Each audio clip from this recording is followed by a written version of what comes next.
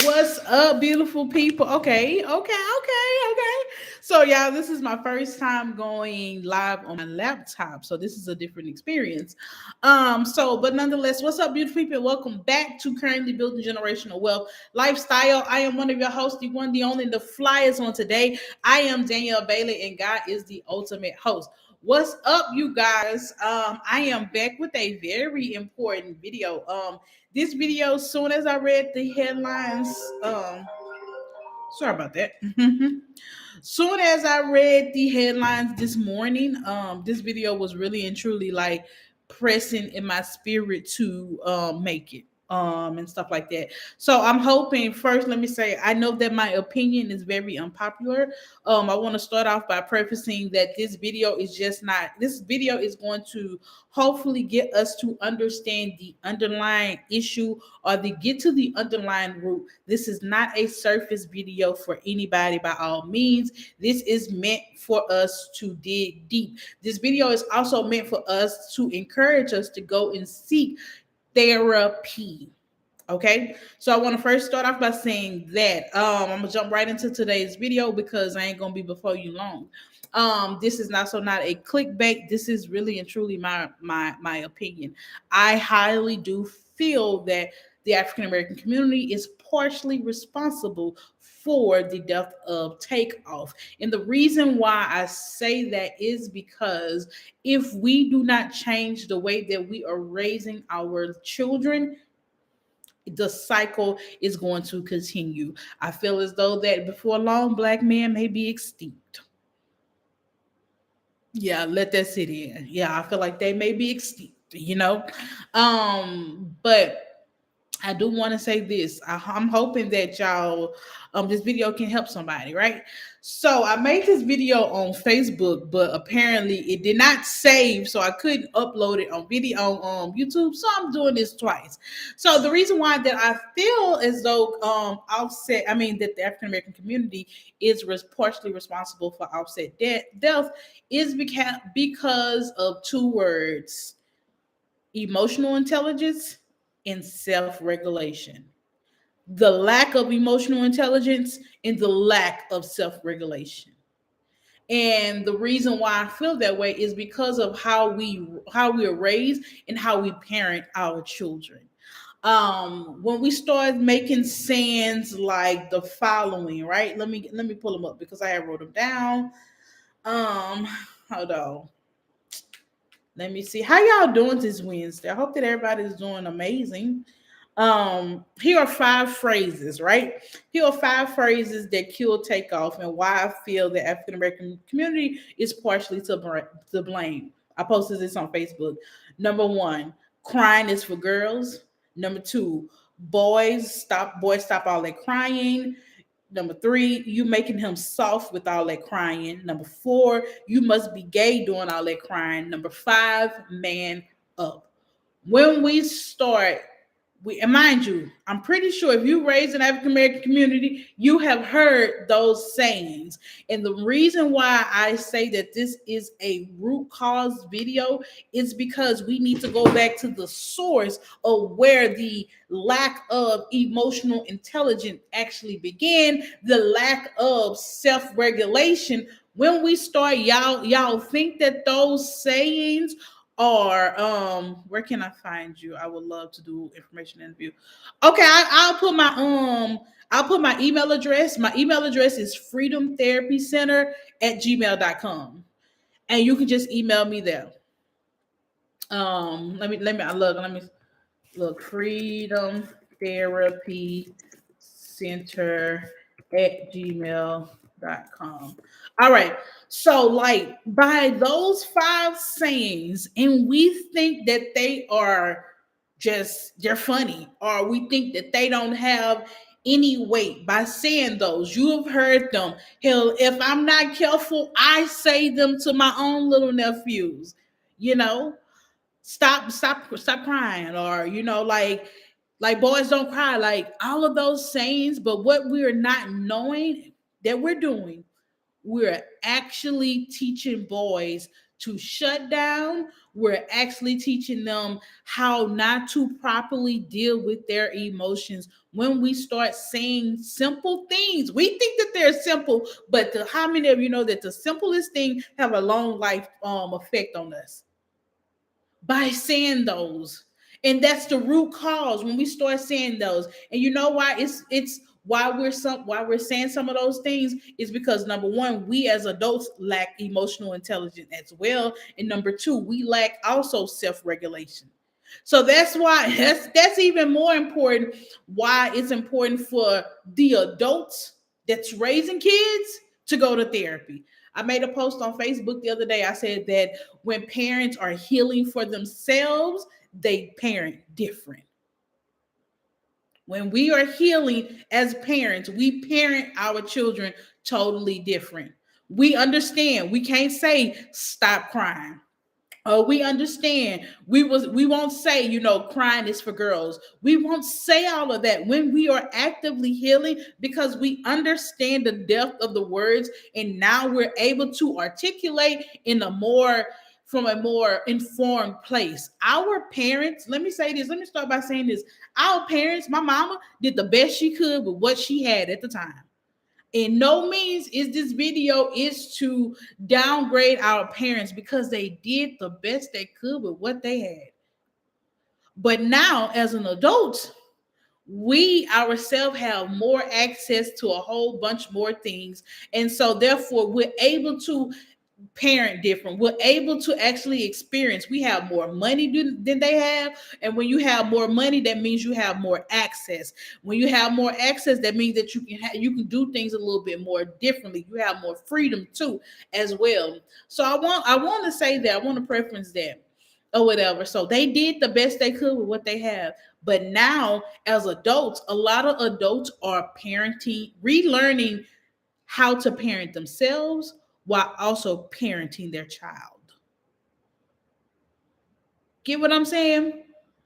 Like we are having to parent ourselves. We're having to go back and parent little girl Danielle. I'm having to go back and go and get little girl Danielle, heal little girl Danielle. So I'm doing childhood work. Like a lot of us, even though I may not have grown up in the most traumatic, had the most traumatic childhood, there's still some stuff in my childhood that I need to go back and work on emotionally. I still got to make sure she's safe. So we are doing this, actively doing this while we're trying to raise our children. And a lot of time we are not emotionally intelligent. And when I made this video on Facebook, you know what I'm saying? A guy was just like, I'm just not learning how to self-regulate myself now at 36 and 37. 36, 37. This year, he was like, I'm really learning how to do that. So, mind you, he has kids too. So, do you see? So, like, I think that is so important that we really and truly go and start seeking therapy, getting the help that we need, learning more about our emotions, and stop saying that it's not okay for boys to cry.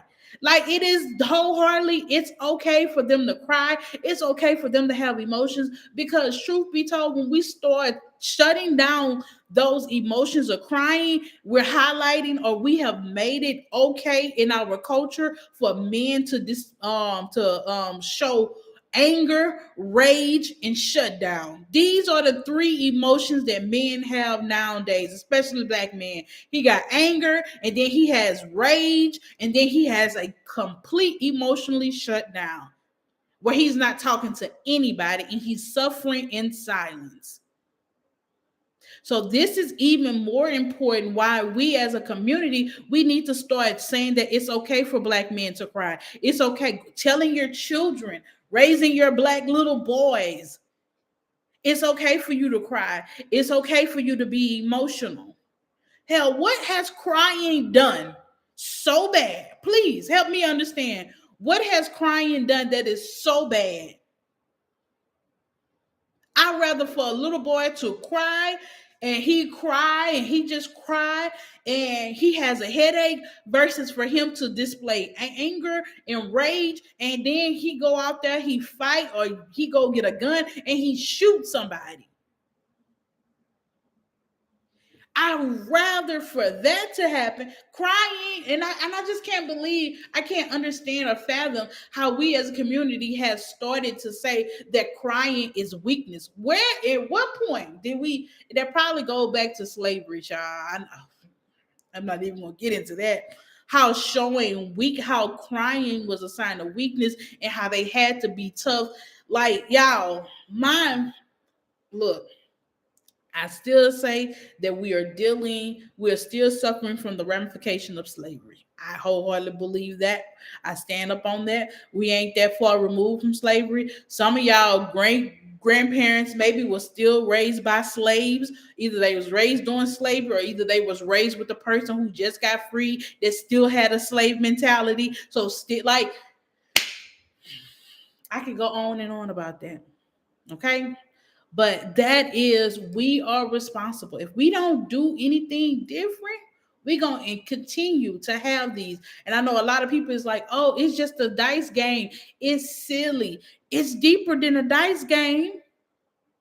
And just because, and I seen somebody else today put, why is multimillionaire people shooting dice? Why not? We still black. It's black culture. Dice games is black culture. And if we don't just look at, because truth be told, how many people in the hood has died over $10 dice game, over $5 dice games? It's not the dice game. The dice game just provoked the emotion. That's it.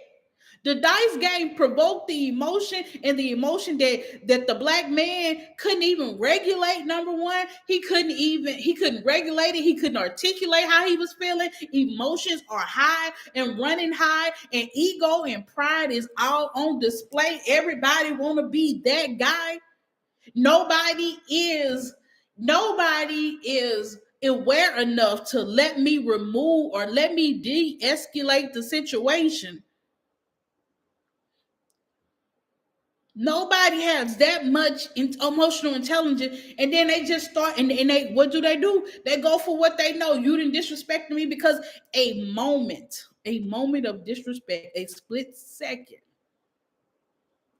has changed the lives of everybody that was there. A split freaking second. That's it. A split second changed the lives, changed everybody that was there and everybody that listened to that main music. Changed the lives for so many people over a split second over emotions. Like, it's so important. And we got to, as a community, we have to start teaching people how to self-regulate themselves. We have to start teaching people that it's okay to cry. It's like, I know so much. It's okay to cry. It's okay to walk away. It's okay that somebody else has a difference in opinion than you. It's okay to agree to disagree, to still have that level of respect. Like, this is what therapy will help you do. You don't always have to be right. And then let's understand, why is there a need for you to be right? Why is your value in being right? Let's talk about that. Like, let's really get to the underlying issue. And this is the importance of therapy and having a therapist. Therapy is just not for white people. Therapy is just not for crazy folks. That's what I hear all the time. Therapists for white people, therapists for crazy folks. No, it's for everybody. It's for you to understand your own value, and you not depend on somebody else to validate you, but you to validate yourself. Because once you are emotional intelligent, like once you have that about yourself, you don't need people outside opinion. Do you like it? Yes. But do you need it? Absolutely not. There's a big difference. A lot of people are walking around here needing the validation from other people instead of validating themselves.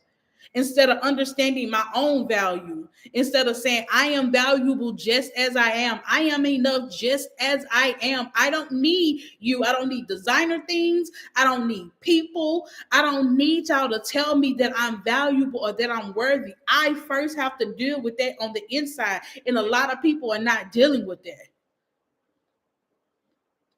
You too busy. I got to have the newest things. I got to have the newest designer stuff. I got to have all of this and not what I need on the inside. I have not done the work on the inside. And that's where a lot of people struggle. A lot of people struggle with that. So yes, I believe that the African American community we're partially responsible for it. So I want to also talk about, and I know that we talk about breaking generational curses and stuff like that. So I want to give you a tool that's going to help you break generational curses, right? I know we think about, we say that we're generational curse breakers, and we think sometimes that it's this big elaborate thing that we must do to break the generational curse, and it absolutely is not. It's not this big elaborate thing. It's not this big thing. It can be one simple thing as this. Sitting down with your children and asking them how they feel. It could be you getting your child into therapy. Okay? And you can't say this. I want to say this. Therapy is accessible to a lot of more people now. Even people in poverty. I cannot say poverty for the life of me. Even people in poverty, okay? It's accessible because if you have Medicaid, it is accessible via Medicaid too as well. You just have to find you a therapist, a good therapist that accepts it. So you may have to do a little bit more work to go and find somebody that actually accepts it, but don't get discouraged. Keep on going. Pray about it. God, send me somebody that accepts my insurance, and He will. So keep going, keep trying your best to find you a therapist because he or she, or they, or them is out there. They want to make sure I get all these pronouns correct, okay? But so here's a way to break generational curses. Something simple. Ask a child once they finish how they feel. And so I'm going to give y'all a tool, something that I use with my clients. Y'all getting a little bit of free therapy today. Something that I use with my clients and something that people have really and truly felt was helpful. So it's called the emotional wheel. And I tell clients all the time, you cannot fight something that you don't know. You cannot heal from something that you don't know. And a lot of times when I ask people, so tell me how you feel, they be like, I don't know, Danielle, I don't know. So boom, here we go. Here we go. Here we go. So here's the emotional wheel, right? So this is a wheel that has 3 circles. Oh, let me see. So it has 3 circles. It has the outer circle right here. It has the inner circle right here. And it has the middle circle. Usually, if I ask a person how they're feeling, they're able to identify the inner circle. So you start in the inner circle, then you go out to the second circle, and then you go out to the third circle right here. So the further you go out, the more words that you have to be able to describe how you are feeling. So let's say, for instance, this says, I asked a person, I said, yes, you have to identify the emotions to get your needs met. Absolutely. So, like, let's say, for instance, if I ask a person, I say, how you feel? They say sad. Then we go out to and then they be like, okay, I feel lonely because sad. Then you go to lonely. And then they be like, okay, well, I feel lonely. I also feel abandoned. Sad and abandoned is not the same. No, it is not the same, people. So this right here, I feel sad. Okay, I feel sad. But me feeling, well, no, I really feel abandoned. I feel like that I don't have nobody to talk to, nobody that's going to check up on me, nobody that is going to see. When you start telling me I feel abandoned and just not sad, oh, bet I can help you now, because I can then help you figure out how to get your emotions, your needs met. Okay, so how do we start establishing new relationships with people? Or why are you afraid to establish new relationships with people? Like, when did this abandonment feeling first start happening? Okay, did it start happening from your mama? Or did it start happening? Like, let's really dig deep into this thing about abandonment. You went from I feel sad to I feel abandoned. Okay, we got so much stuff to work with. So now we getting down, because I'm gonna start asking you those different types of questions that's gonna help you get down to, okay, why do I feel this abandonment? That is not the same as sad. So take this emotional wheel, sit down with your kids 5 minutes a day, if that's all you got, or 15 or 20 minutes, whichever one. Allow them to identify how they are feeling, and then you, as a parent, teach them how to address that emotions. Or if you can't teach it, call somebody else. We got to also stop being prideful too, as well. Pride is also that's something that's killing us. Too much pride. A lot of times, I said on my Facebook video, I said we a lot of times we parents be like, I'll lay my life down on the line for my child, I'll take a bullet for my child, but you won't take your child to therapy because of pride. You're lying. Because truthfully, that would kill them too as well. Their lack of emotional intelligence, their lack of how to self-regulate themselves will kill them if they are not careful. Clearly, look what happened to Takeoff. That lack of self-regulation, lack of emotional intelligence. That's how it ended up. That's how it ended up getting bad. They can't control themselves. Lack of self-regulation, lack of emotion. Then you throw in money, and then you throw in access, and then you got a whole disaster from people who are they're not emotionally intelligent, and they lack self-regulation. It's much deeper than a dice game, people. I know a lot of people, oh my God, it's a dice game. No, it's the same thing with the nigga from the hood dying over a $10 dice game or a $5 dice game. It's the emotions. The dice game provoked the emotions. That's what happened. And if we are not careful, a lot more of our black boys, our black men will die. And the women too, because women got it bad too. We just don't have it as bad because we have been taught that it's okay for us to cry, or it's okay for us to be emotional. It's not looked down as much as it is for African American men, boys. It's not frowned upon, but it's still there. So y'all, I'm gonna link the emotional wheel in the description box.